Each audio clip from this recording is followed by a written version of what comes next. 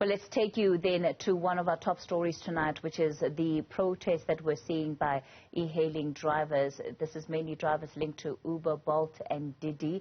They're on day one of what will be a 3-day strike. And as you heard earlier in the bulletin, they're calling for officials to help address their exploitation.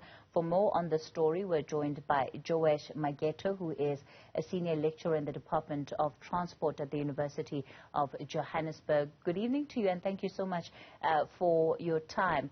Look, these technologies have largely been seen as disruptive technology and for the longest time been praised for the level of independence that they have, so that you don't need necessarily intermediaries to be able to participate and benefit from the value chain. It seems that the system is not working for the drivers primarily because they are unable to have clear communication with the owners of these platforms. Yeah, thank you very much for having me here this evening. It is true that the business model of the owners of the applications is that the e-hailing is taken as a gig economy, whereby you work for a short time, then you get paid. That is their business model. But then in many of the cities, it has become a mainstream provision of transport services, especially to areas that were initially not served by either public transport, and in some cases, private transport was also not available. So the thing is that the owners of these particular applications might not change their business model because it's working for them. So I think what remains now is maybe our governments to be agile in the way that they allow the citizens who are working in these particular sectors of the economy to be able not to be exploited by the owners of the apps. And that requires, because technology keeps on developing and evolving each and every time, it requires that government has to be agile in terms of how they make the relevant laws that can allow the drivers to benefit from this particular enterprise. When we look at why the drivers are complaining about the fares, the argument they make is that with the introduction of other platforms, so of course Uber has always been a dominant player in the space, but now you have Bolt, Didi, and I'm sure there will be many others that come online. And when they come and offer lower fares, then everybody is almost forced to take their fares even lower, which is the whole point of competition. But it doesn't seem, again, to be working for the drivers. I mean, are there particular or different models that you think can be looked at here around costing that can prevent this? And should this be something that we want to prevent? Yeah, obviously there are a number of ways, and of course the quick one is that the app owners, they're the ones who have the numbers, and they should make sure that they don't saturate the market so that the ones who are already in the market can earn some profits. But if they register a huge number of drivers, and of course people want employment, and that is why, maybe the reason why we have so many drivers, and then the market is diluted in terms of profitability. But then another way is if the government can be able to develop an integrated transport system whereby you can be able to move from Uber to a public taxi, that is the minibus taxi, to a bus, to crowd train, or to metro rail.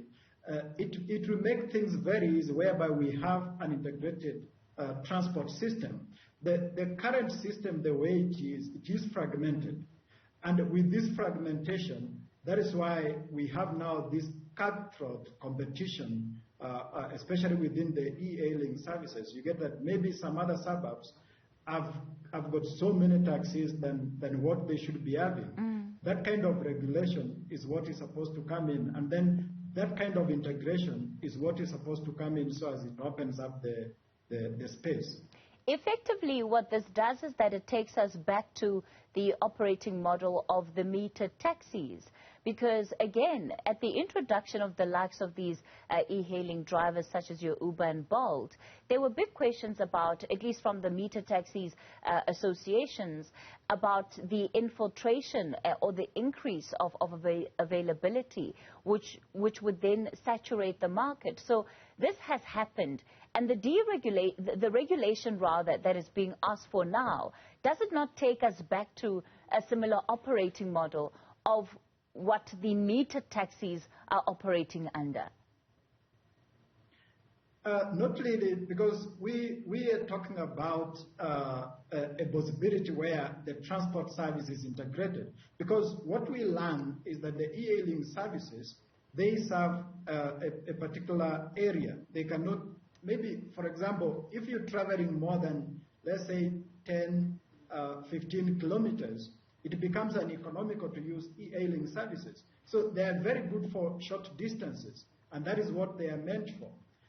So if we have an integrated transport system, that will make it very easy, because now the e-hailing services will kind of feed into the other mass transit systems in the transport system. So the whole thing of regulation is not really going back to where the meter taxi was, but then giving that independence, giving that convenience, giving that reliability that the e-hailing services are offering, and also the kind of the security also and the safety that they are offering, but then in a way that makes drivers to make a profit and also create the safety and the convenience of the users or the consumers, as well as also protect the interests of the investors in that particular sector. So we are not really going back exactly to the old model of meter taxi, but then enhancing what we have now so that it communicates with other transport modes. Of course, the difficulty is that from a public transport perspective, there aren't that many options. So when we talk about, an integrated transport system, it must also acknowledge how long it's going to take for government to be able to provide efficient transport to the public, not because it's justified for there to not be that type of transport available, but because we've just seen very little progress in that regard for many, many years now. Yeah, that is true. That is true, and that is why we have a few initiatives that are coming up. And one of the initiatives, of course, we see is the bold step that the Gauteng provincial government is taking by having maybe the transport authority, which is likely to bring in now this integration. Now, what is required, in my own view, is now a way of bringing together the research initiatives which can be able to help the city advance towards an integrated transport system through what we can call a smart mobility kind of initiative. And what is required, honestly, is the willingness of government to create laws that can enable this particular integration to happen, because we have the BRT system, we have the Metro bus, we have the particle bus, we have the minibus taxi, but all these are fragmented. They don't communicate.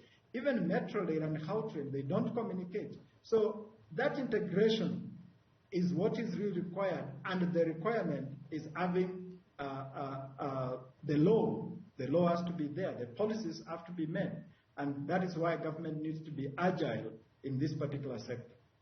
Joash Mageto, let me thank you for your time, Senior Lecturer at the Department of Transport at UJ University.